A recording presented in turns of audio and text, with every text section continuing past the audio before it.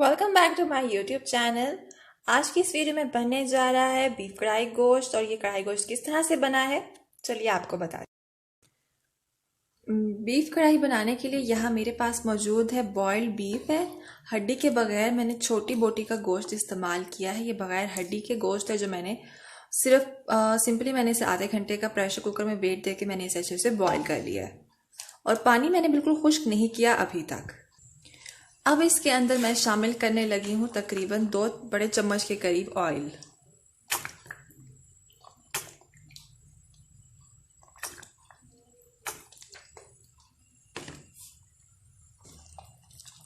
Oil शामिल करने के बाद मैं इसमें शामिल कर रही हूँ 1/4 चम्मच नमक का। और साथ ही मैं इसमें शामिल कर दूंगी 1 चाय का चम्मच अदरक लहसुन का पेस्ट। अब मैं उसे तब तक पकाऊंगी जब तक ये पानी बिल्कुल खुश्क नहीं हो जाता।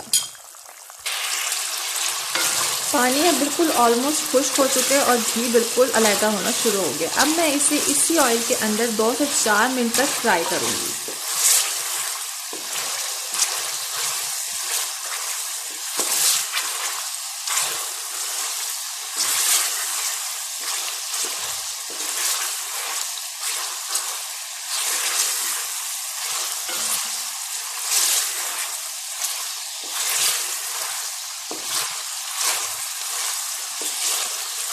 बीफ आपका बिल्कुल कच्चा भी नहीं होना चाहिए और बहुत ज़्यादा गला हुआ भी नहीं होना चाहिए, क्योंकि अगर बहुत ज़्यादा बीफ गला हुआ होगा तो भुनाई के दौरान बीफ रेशा रेशा हो जाएगा। लेकिन बिल्कुल कच्चा भी ना हो कि खाने में भी बुरा लगे। अब इसके बाद मैं इसमें शामिल करने लगी हूँ 4 अदद बड़े साइज के कटे हुए टमाटर।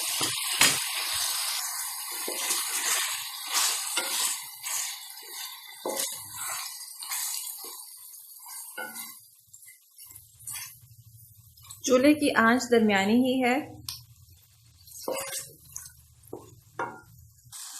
अब मैं इसे यहाँ पे 2 मिनट के लिए ढककर छोड़ दूंगी ताकि टमाटर बिल्कुल अच्छे से गल जाए। टमाटर ऑलमोस्ट गल चुके हैं। अब इसके अंदर मैं शामिल करने लगी हूँ 1 चम्मच सफ़ेद ज़ीरा और 1 चम्मच मैं इसमें शामिल कर रही हूँ काली मिर्च का पाउडर। और साथ ही मैं इसमें शामिल कर दूंगी आधा चम्मच ही लाल मिर्च पाउडर।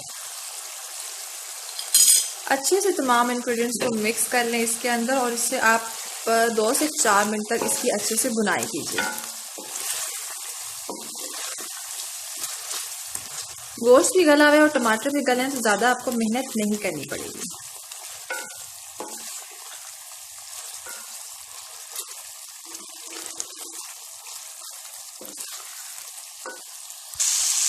देखिए कितना अच्छा और खूबसूरत सा रंग निकल आया है। अब इसके अंदर मैं शामिल कर रही हूँ 2 अदद हरी मिर्चें भी।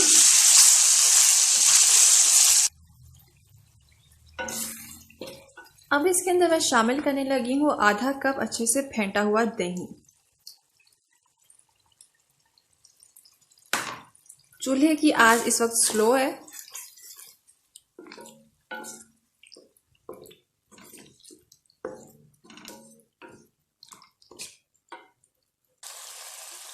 बीफ कढ़ाई ऑलमोस्ट रेडी है। अब मैं इसे हरा धनिया और अदरक डालकर मैं इसको डिश आउट करूंगी।